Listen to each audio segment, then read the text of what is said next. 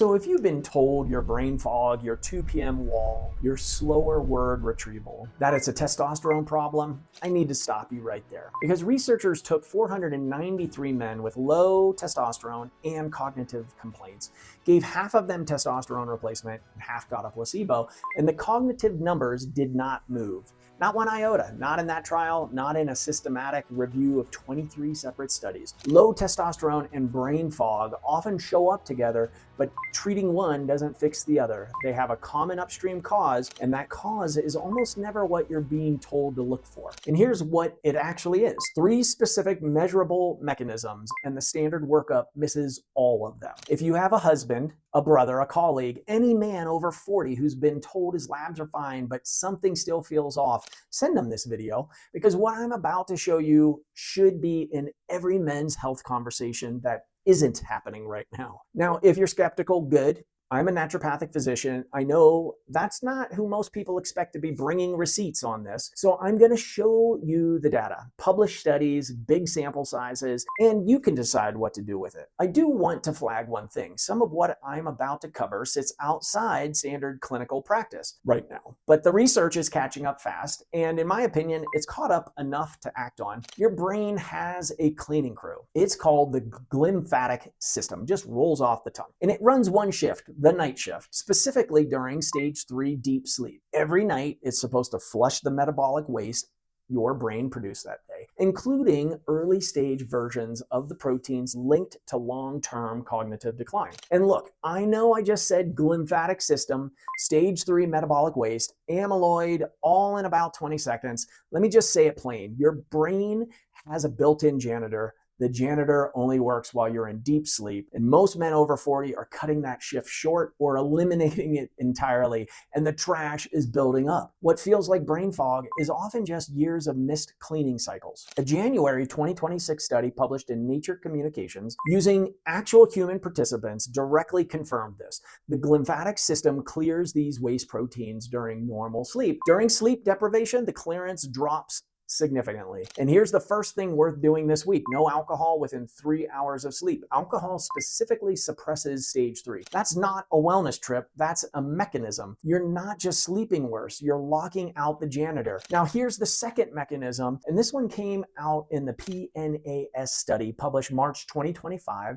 19,300 participants across 4 data sets. What they found is that brain aging doesn't decline in a straight line. It follows a non-linear trajectory. And the first major transition happens in the 40s, not the 60s, the 40s. The driver, dysregulated glucose delivery. Specifically, the brain's neurons start becoming insulin resistant. Your brain runs on glucose. Insulin is the pump that delivers it. When neurons become insulin resistant, the pump starts failing. Not completely, just partially. The engine is still running, but it's not firing on all cylinders. Word retrieval slows, working memory drops, decision-making lags, not because your brain is broken, but because your neurons can't absorb enough fuel to perform. The same study found that ketones, an alternative brain fuel that bypasses insulin entirely, actually reversed these brain aging effects. Not in 60-year-olds, in people in the window we're talking about right now. One simple way to get there, delay your first meal by 60 to 90 minutes in the morning.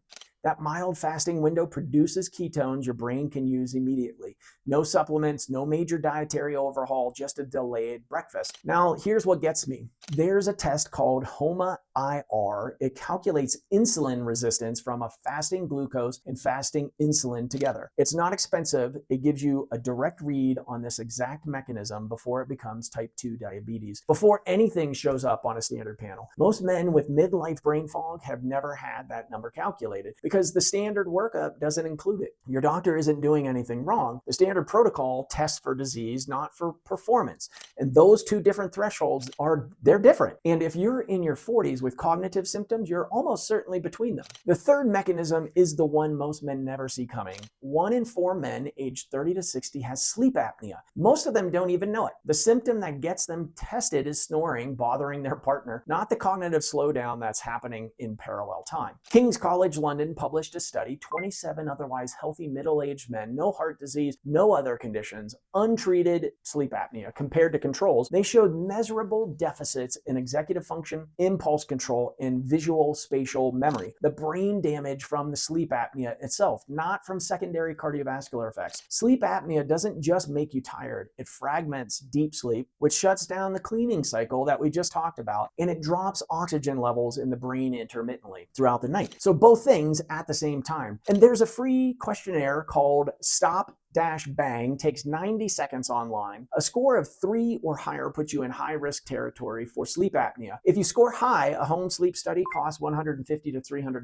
Studies show cognitive improvements within weeks of treating OSA effectively. That's a fast return for something most men have never been asked about. Now, here's the fair pushback. If all 3 of these mechanisms are real and documented, why isn't this standard clinical practice? The honest answer is time and training. A standard primary care visit runs 15 minutes. Testosterone, thyroid, basic metabolic panel, those are the tools at hand. The glymphatic system was only discovered in 2012. Most practicing physicians completed their training before the research existed. The PNAS brain aging study with the 19,300 participants came out in March of 2025. Your doctor isn't behind. The curriculum is, and that gap is a problem for you right now. And here's where I'd start. First level, free. This week, no alcohol within 3 hours of bed. Bedroom temperature set to 65 to 67 degrees. That range deepens stage 3 directly. Delay breakfast by 60 to 90 minutes. Run the Stop-Bang questionnaire online tonight. Second level, add these to your next blood work. Ask specifically for fasting insulin alongside fasting glucose so your HOMA-IR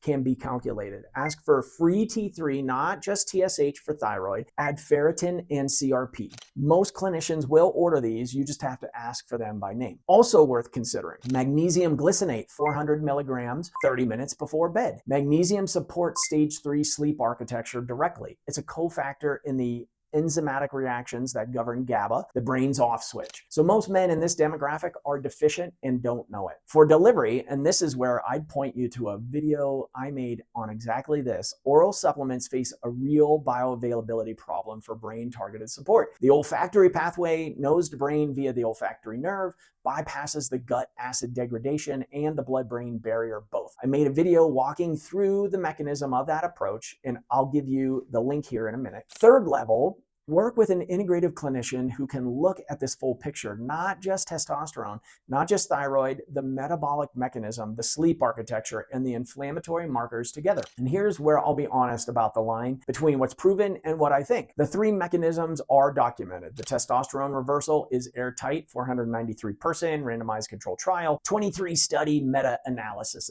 The glymphatic system in humans is now confirmed. The brain's metabolic transition in the 40s has a 19,300 person data set behind it.